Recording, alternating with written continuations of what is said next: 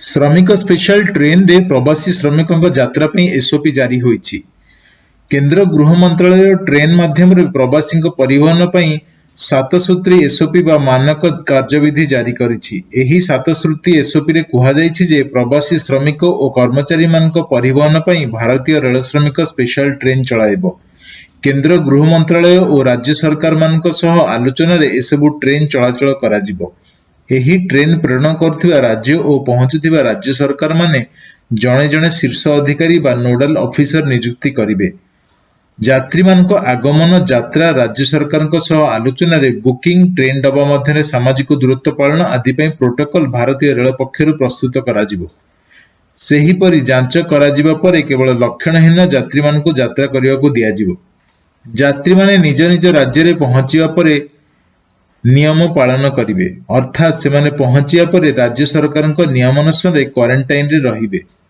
केंद्र गृह मंत्रालय पक्षरु देश में गत 2 मास धरी चलथिबा लॉकडाउन को आ 2 सप्ताह अर्थात 31 मई पर्यंत बढ़ाई दिया जाइछि।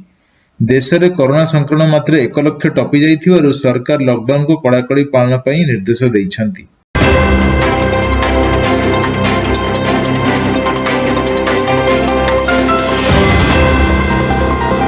आसंता 24 घंटा मध्य राज्यर 3टी जिल्लार हेबो अति प्रबल वर्षा।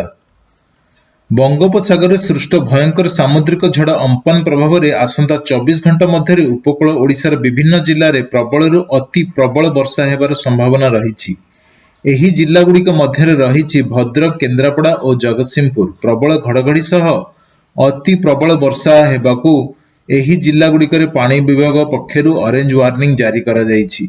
सेहीपरि बालेश्वर, मयूरभंज, खोर्धा, कटक, पुरी और जाजपुर आदि जिल्ला रे प्रबल वर्षा सह घड़घड़ी हेबार संभावना रही बोली आंचलिक पाणीपाग विभाग पक्षरु पूर्वानुमान करा जायछि।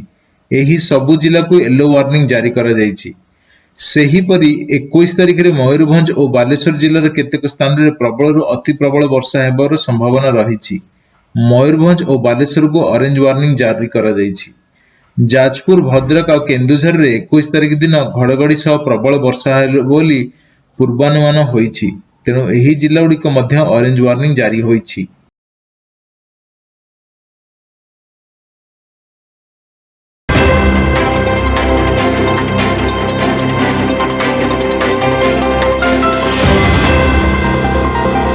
राज्य में 82 कोरोना पॉजिटिव चिन्हट। मोट आक्रांतों संख्या 978 को वृद्धि पाई। राज्य में कोरोना भाइरस संक्रमण अनायत्त हेबार लागिछि। दिनकू दिन संक्रमितों संख्या बढ़िबार लागिछि। मंगलवार सकाळे राज्य में 102टी कोरोना पॉजिटिव चिन्हट होइछन्ति। चिन्हट होइथिबा आक्रांतों मध्यरु सोमवार संध्यार जगतसिंहपुर रे 20 जन कोरोना पॉजिटिव चिन्हट होइथिले। एहाकू मिसाई राज्य में मोट आक्रांतों संख्या 978 रे पहुंची। 97 जन क्वारंटाइन सेंटर होइथिबा बेले 5 जन स्थानीय अंचल रो होइथिबा बोली जणा पड़िछि। नुआ कोरोना पॉजिटिव को मध्य जाजपुर रे सर्वाधिक 31, जगतसिंहपुर रे 3, भद्रक रे 21, केन्द्रापड़ा रे 8, कटक 4, खोर्धा 4 जन, पुरी 4 जन, अनुगुल 2 जन, बालेश्वर 2 जन, संबलपुर 2 जन और नयागढ़ रे जणे आक्रांत चिन्हट होइछन्ति। राज्य रे एबे 696 कोरोना आक्रांत चिकित्सित होइथिबा बेले 277 जन सुस्थ और 5 जनकर मृत्यु घटी।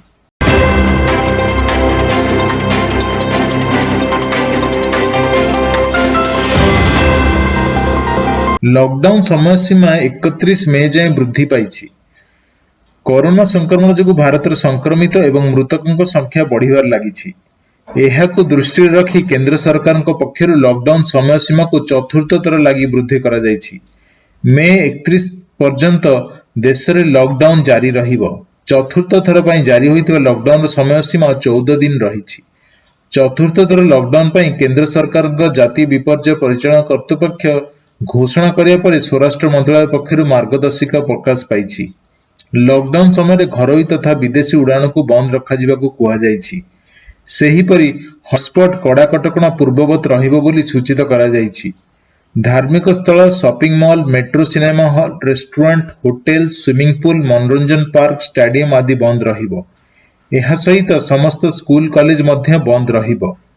अंतरराज्य बस सेवा को नुआ मार्गदर्शिका रे मंजूरी दिया जाइछि। तेबे एने दुई राज्यर सहमति उपरे गुरुत्वारोप करा जाइछि।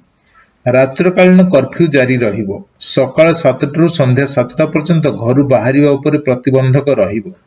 ସେହିପରି ବିବାହ ଉତ୍ସବରେ 50 ଜଣଙ୍କୁ ଯୋଗ ଦେବାର ଅନୁମତି ମିଳିବ। ଗୋଟିଏ ଦୋକାନରେ 5 ଜଣରୁ ଅଧିକ ଲୋକ ଏକତ୍ର ହୋଇପାରିବେ ନାହିଁ। କରୋନା ସଂକ୍ରମଣ ଅନୁସାରେ ରାଜ୍ୟ ସରକାରଙ୍କୁ ରେଡ୍, ଅରେଞ୍ଜ ଏବଂ ଗ୍ରୀନ୍ ଜୋନ୍ ଅଞ୍ଚଳକୁ ପୁଣି ଥରେ ଚିହ୍ନଟ କରିବା ଲାଗି ନୂଆ ମାର୍ଗଦର୍ଶିକାରେ ଅଧିକାର ଦିଆଯାଇଛି। ସୂଚନାଯୋଗ୍ୟ, ପଞ୍ଜାବ, ମହାରାଷ୍ଟ୍ର, ତାମିଲନାଡୁ ଏବଂ ମିଜୋରାମ ରାଜ୍ୟ ସରକାର କେନ୍ଦ୍ର ସରକାରଙ୍କ ପୂର୍ବରୁ ନିଜ ନିଜ ରାଜ୍ୟରେ ଲକଡାଉନ ଅବଧିକୁ 31 ମେ ପର୍ଯ୍ୟନ୍ତ ବଢ଼ାଇଥିଲେ।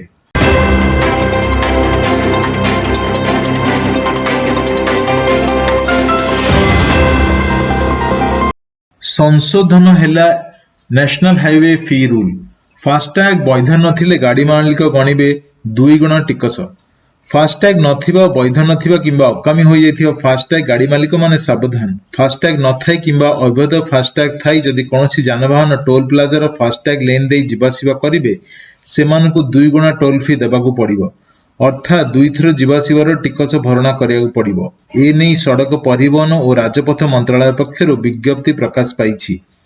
ପ୍ରକାଶିତ ବିଜ୍ଞପ୍ତି ଅନୁଯାୟୀ କେନ୍ଦ୍ର ସରକାର ଜାତୀୟ ରାଜପଥ ଫି ମୂଲ୍ୟ ନିର୍ଦ୍ଧାରଣ ଓ ଆଦାୟ ରୁଲ୍ 2008କୁ ସଂଶୋଧନ କରିଛନ୍ତି। ଏହି ସଂଶୋଧନ ପରେ ଫାସ୍ଟ୍ୟାଗ ନଥିବା କିମ୍ବା ଏହାର ଅବଧି ଶେଷ ହେବା ପରେ ଫାସ୍ଟ୍ୟାଗ ଲେନ୍ରେ ଯାନବାହନ ନେଲେ 2 ଗୁଣା ଟୋଲ ଫି ଦେବାକୁ ହେବ।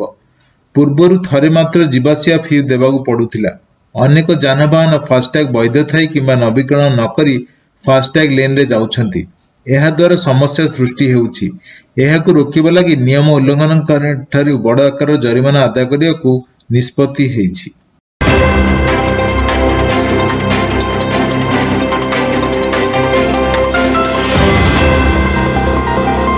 ସିବିଏସ୍ଇ ପକ୍ଷରୁ ନୂଆ ପରୀକ୍ଷା ସୂଚୀ ପ୍ରକାଶ କରାଯାଇଛି। କରୋନା ସଂକ୍ରମଣ ଯୋଗୁଁ ଦେଶରେ ଲକଡାଉନ ଜାରି ହେବାରୁ ସିବିଏସ୍ଇର ବୋର୍ଡ 10ମ ଓ ଦ୍ୱାଦଶ ପରୀକ୍ଷା ଅଧାରେ ଅଟକି ରହିଥିଲା। ଅବଶିଷ୍ଟ ପରୀକ୍ଷାଗୁଡ଼ିକ ପାଇଁ ସୂଚୀ ତାଲିକା ସୋମବାର ପ୍ରକାଶ ପାଇଛି। ସିବିଏସ୍ଇ 10ମ ଏବଂ ଦ୍ୱାଦଶ ବୋର୍ଡ ପରୀକ୍ଷା ଜୁଲାଇ 1 ତାରିଖରୁ ଆରମ୍ଭ ହୋଇ ଜୁଲାଇ 15ରେ ଶେଷ ହେବ। ଏନେଇ ସିବିଏସ୍ଇ ବୋର୍ଡ ପକ୍ଷରୁ କୁହାଯାଇଛି ଯେ 10ମ ପରୀକ୍ଷା କେବଳ ନର୍ଥ ଇଷ୍ଟ ଦିଲ୍ଲୀରେ ହେବ। ଅପରପକ୍ଷରେ ଦ୍ୱାଦଶ ଶ୍ରେଣୀରେ ଅଟକି ରହିଥିବା ଅବଶିଷ୍ଟ ବିଷୟଗୁଡ଼ିକର ପରୀକ୍ଷା ଦେଶବ୍ୟାପୀ କରାଯିବ। ଦ୍ୱାଦଶ ଶ୍ରେଣୀ ପରୀକ୍ଷା ଜୁଲାଇ 1, 2, 3, 4, 6, 7, 8, 9, 10, 11, 13, 14 ଏବଂ 15 ତାରିଖରେ ଅନୁଷ୍ଠିତ ହେବ। ସେହିପରି ଦଶମ ଶ୍ରେଣୀ ପରୀକ୍ଷା ଜୁଲାଇ 1, 2, 10 ଏବଂ 15 ତାରିଖରେ ହେବ। ପରୀକ୍ଷା ଦେଉଥିବା ଛାତ୍ରଛାତ୍ରୀ ମାସ୍କ ପିନ୍ଧି ସାନିଟାଇଜର ସହିତ ପରୀକ୍ଷା କେନ୍ଦ୍ରକୁ ଆସିବା ପାଇଁ ସିବିଏସ୍ଇ ବୋର୍ଡ ପକ୍ଷରୁ କୁହାଯାଇଛି।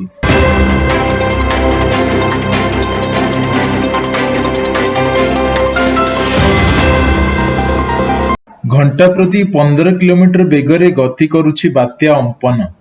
ଉତ୍ତର ଓ ଉପକୂଳ ଓଡ଼ିଶାରେ ପବନ ବହିବା ସହ ହେବ ପ୍ରବଳ ବର୍ଷା। ଘଣ୍ଟାକୁ 15 କିଲୋମିଟର ବେଗରେ ଗତି କରୁଛି ବାତ୍ୟା ଅମ୍ପନ। ଆଇଏମ୍ଡି ଡିଜି ମୃତ୍ୟୁଞ୍ଜୟ ମହାପାତ୍ରଙ୍କ କହିବାନୁସାରେ ପୂର୍ବ ନିର୍ଦ୍ଧାରିତ ପଥରେ ଗତି କରୁଛି ଅମ୍ପନ। ତାଙ୍କ କହିବା ଅନୁଯାୟୀ ବୁଧବାର ଅପରାହ୍ନରୁ ସନ୍ଧ୍ୟା ଭିତରେ ଦୀଘା ହାତିଆ ମଝିରେ ଥିବା ସୁନ୍ଦରବନରେ ସ୍ଥଳଭାଗ ଛୁଇଁବ ବାତ୍ୟା। ଫଳରେ ଉତ୍ତର ଓ ଉପକୂଳ ଓଡ଼ିଶାରେ ପ୍ରବଳ ବର୍ଷା ହେବ। 110ରୁ 120 କିଲୋମିଟର ବେଗରେ ପବନ ବହିବ। ସ୍ଥଳ ବିଶେଷରେ 135 କିଲୋମିଟର ହୋଇପାରେ। ଏନେଇ କିଛି ଜିଲ୍ଲାରେ ଲୋକଙ୍କୁ ସ୍ଥାନାନ୍ତରଣ ପ୍ରକ୍ରିୟା ଆରମ୍ଭ ହୋଇଛି। ଗଜପତିରେ ଭୂସ୍ଖଳନ ଆଶଙ୍କାରେ କିଛି ଲୋକଙ୍କୁ ସ୍ଥାନାନ୍ତର କରାଯାଇଛି। ଓଡ଼ିଶା ଉପକୂଳରେ ଆକସ୍ମିକ ଜୁଆର ମାଡ଼ିବା ସମ୍ଭାବନା ନାହିଁ। ଏଯାବତ୍ ମୋଟ 13ଟି ଏନ୍ଡିଆର୍ଏଫ୍ ଓ ଓଡ୍ରାଫ୍ ଟିମ୍ ନିୟୋଜିତ କରାଯାଇଛି। ଜଳସମ୍ପଦ, ପୂର୍ତ୍ତ ଓ ଶକ୍ତି ବିଭାଗକୁ ନେଇ ରାପିଡ୍ ରେସ୍ପନ୍ସ ଟିମ୍ ଗଠିତ ହୋଇଛି। ପାନୀୟ ଜଳ ଯୋଗାଣ ପାଇଁ ସମସ୍ତ ପ୍ରକାରର ପ୍ରସ୍ତୁତି ସରିଛି। ଆଜି ସନ୍ଧ୍ୟା ସୁଦ୍ଧା ଲୋକଙ୍କୁ ସ୍ଥାନାନ୍ତରଣ କାର୍ଯ୍ୟ ସାରିବାକୁ ଲକ୍ଷ୍ୟ ରଖାଯାଇଛି। ପରିସ୍ଥିତି ଦେଖି ଲୋକଙ୍କୁ ସତର୍କ ମେସେଜ ଦିଆଯିବ। ସାଇରନ୍ ବାଜିବ ବୋଲି ଏସ୍ଆର୍ସି ଜୋନା ସୂଚନା ଦେଇଛନ୍ତି।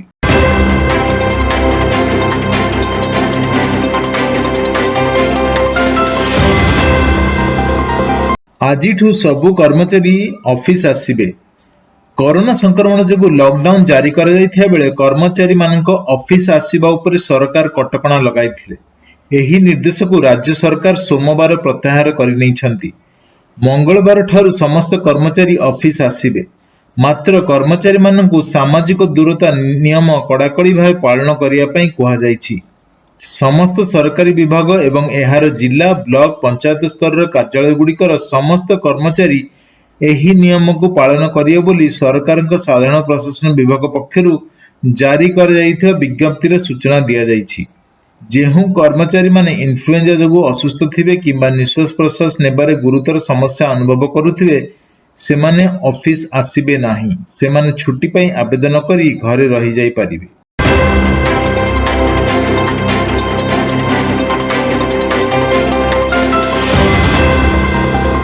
दिल्ली रे बस टैक्सी और ऑटो रिक्शा को अनुमति प्रदान करा जाइछि। केंद्र सरकार चतुर्थ पर्याय लॉकडाउन घोषणा करिया परे केतेक राज्य नुआ गाइडलाइन जारी करिसेंति।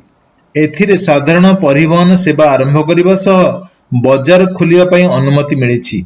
दिल्ली रे बस टैक्सी और ऑटो रिक्शा सीमित यात्री रे चलेबा को अरविंद केजरीवाल सरकार अनुमति देइछंती। बस रे 20, टैक्सी रे 2 और ऑटो रिक्शा रे जणे यात्री जाई परिबे।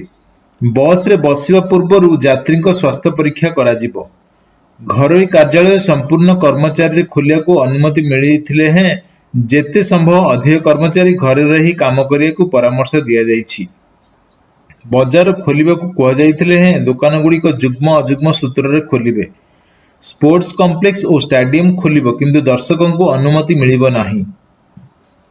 तेबे सेलून स्पा बंद रखिया कहा जाइछि। राति 7टाରୁ सकाळ 7टा पर्यंत अत्यावश्यक सेवा को बाद देले अन्य कौनसी कार्य रे केही बाहर को बाहरी परिबे नाही। पश्चिम बंग रे रात्रिकालीन कर्फ्यू लागू हेबो नाही। मे 27 रु हकर मानक बाजार समेत सेलून और पार्लर खोलिबा को राज्य सरकार अनुमति देइछंती। सेही परि अंतर्जिल्ला बस सेवा आरंभ होई पारे बोली जणा पड़िछि। केरल रे ऑनलाइन व्यवस्था प्रस्तुत होई गले मद दुकान खोलिबो। बार गुडी को काउंटर रे मद बिक्री करि परिबे। क्लब गुडी को खाद्य और मद पार्सल रे बिक्री करिबा लागि अनुमति मिलिछि। सेही परि शॉपिंग कॉम्प्लेक्स रे पाळी करी 50% दुकान खोला जाई परिबो। सेलून और ब्यूटी पार्लर को बिना एसी रे खोलिबा को अनुमति मिलिछि। पंजाब रे 20 रु बस चलाचल करिवो। सेठारे 50% यात्री रे बस चलाय को राज्य सरकार अनुमति प्रदान करिसेंती।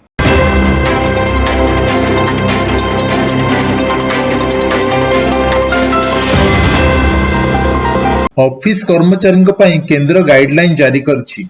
देशर चतुर्थ पर्याय लॉकडाउन आरंभ होगा पर ऑफिस कर्मचारी पई स्वास्थ्य मंत्रालय नुआ गाइडलाइन जारी करिछि। ऑफिस रे केही छेप पकाइले किंबा गाइडलाइन न मानिले जोरिमाना देबाकू पड़िबो। ऑफिस रे कर्मचारी मध्य रे दूरता रहिबो। बसिबा बेले किंबा अन्य काम करिया बेले 1 मीटर दूरता रहिबा आवश्यक। मुह को मास्क रे घोड़ाइबा दरकार। छिंकिबा किंबा कासिबा बेले मुह को घोड़ेई रखिबा दरकार। साबुन एवं सैनिटाइजर अल्प समय व्यवधान रे धोइबा दरकार। ऑफिस रे कर्मचारी असुस्थ हेले स्थानीय प्रशासन को अवगत कराइबा दरकार। ऑफिस रो सार्वजनिक स्थान रे छेप पकाई परिबे नाही। जदि ऑफिस रो कर्मचारी कोरोना रे संक्रमित हुअंती ताहेले 48 घंटा भितर से जेउ स्थान को जाइथिबे सेही स्थान को विशोधन करिबा दरकार। विशोधन परे काम आरंभ करी हेबो। एथि पई संपूर्ण कोठा को सील करिबा दरकार नाही।